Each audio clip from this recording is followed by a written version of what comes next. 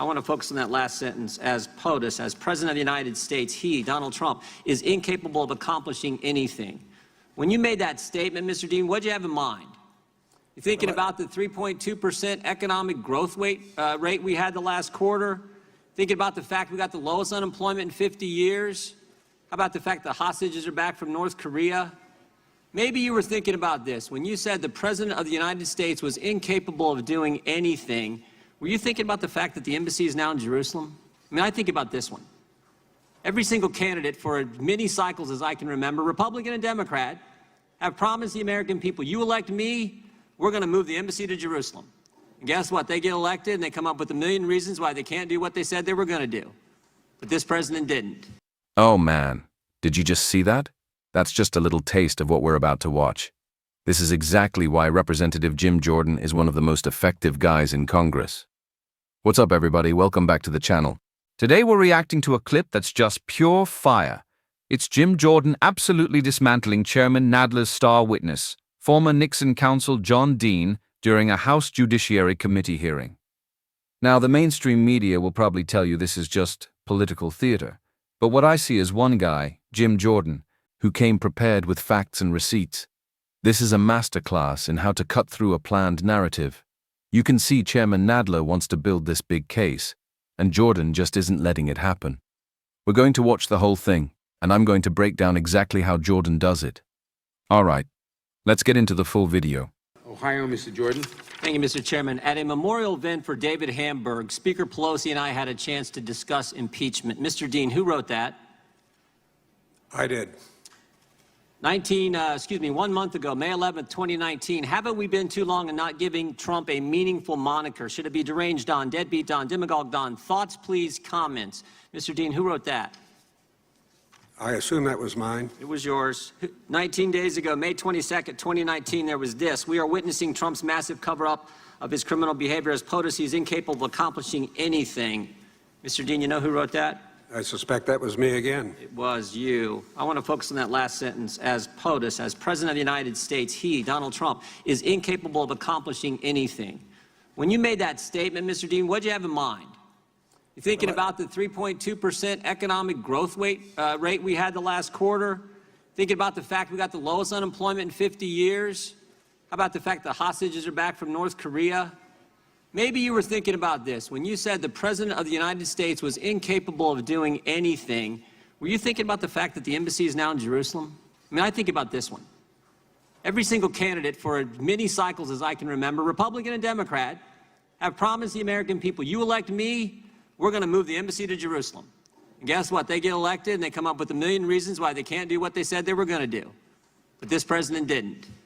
The embassy is now in Jerusalem. So I'm just wondering, what were you thinking about when you said he's incapable of accomplishing anything? Mr. Jordan, I think that under the parliamentary rules of the House, I'm refrained from addressing a full answer to your question. You weren't refrained in your tweets and your comments and the things you wrote. My tweets are not subject to the parliamentarian. They are subject to state of mind and the perspective you bring to this hearing, and I think the American people understand. Let me ask you this then. Did you give advice to Lanny Davis or Michael Cohen prior to Mr. Cohen's testimony to Congress? No. Well, you said on Aaron Burnett's show the night before Mr. Cohen testified in front of the Oversight Committee that Michael Cohen should, you said you had talked to Lanny Davis and that Michael Cohen should hold his testimony as long as possible from Republicans. You didn't say that to Mr. Davis? You said it on Aaron Burnett's show the night before Mr. Cohen testified. I didn't say it directly to Mr. Cohen was your question. No, it wasn't. My question was, did you give advice to Lanny Davis or Michael Cohen prior to Mr. Cohen's testimony to Congress? Yeah, I have known Lanny Davis for almost a couple decades, and we have talked about it. And I did say, as soon as you turn your testimony over, it will be picked apart. So you instructed Michael Cohen's lawyer to keep information from Republicans to obstruct the committee work that we were doing in the Oversight Committee just a few months ago? You told that to Michael Cohen's lawyer? I didn't quite phrase it that way, no. You know what? They took your advice. I'm sorry? They took your advice. Did they? Yeah. Mr. Cohen kept his testimony from us for as long as possible. But you know what else Mr. Cohen did that day? Lied. Lied 7 times. And this is what I think concerns so many Americans. This is what concerns, I think, so many Americans about the work that's going on in this Congress, this 116th. The first announced witness of the 116th Congress was Michael Cohen, a guy who sits in prison today for lying to Congress. Today, Chairman Nadler brings in front of the Judiciary Committee a guy to talk about obstruction of justice who went to prison in 1974 for obstructing justice. I did not go to prison.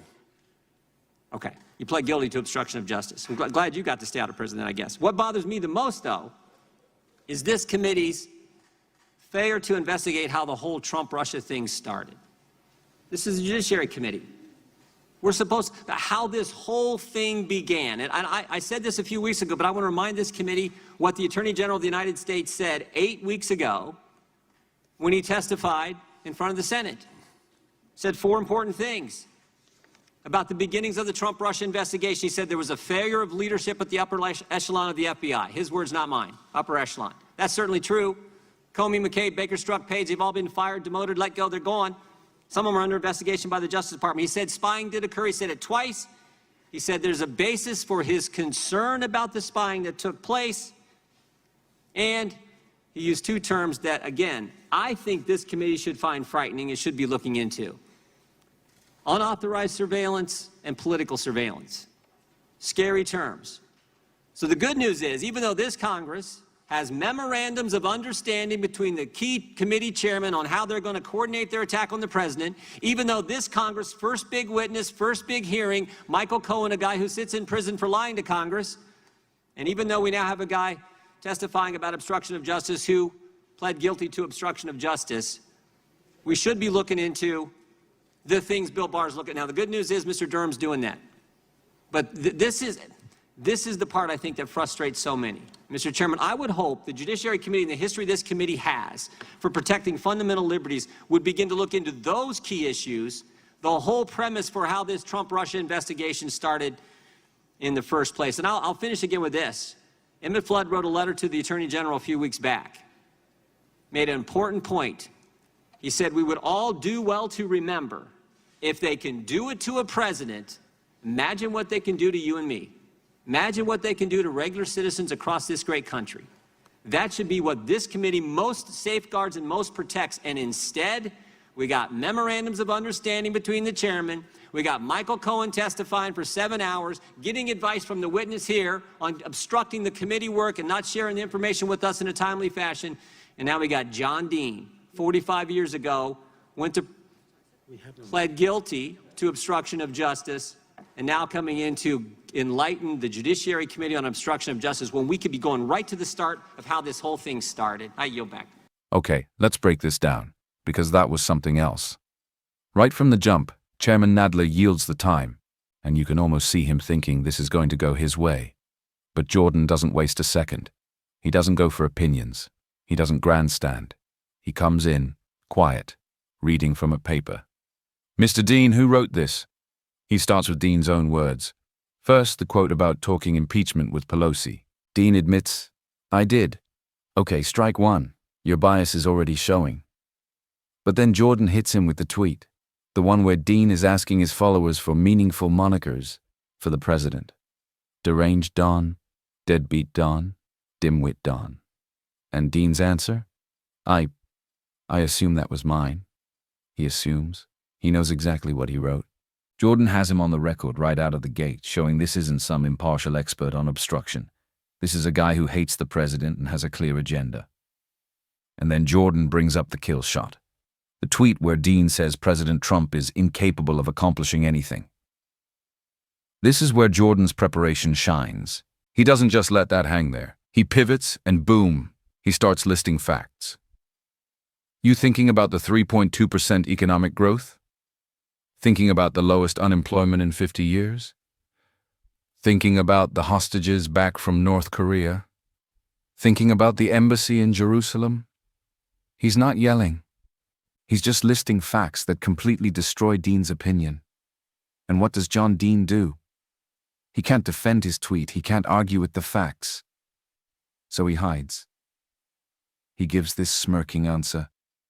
Under parliamentary rules, I have to refrain. Are you kidding me? You can go on TV, you can tweet to millions of people that the president is a dimwit, but you can't answer a direct question from a congressman. That right there is peak establishment hypocrisy. He can dish it out, but he cannot take it.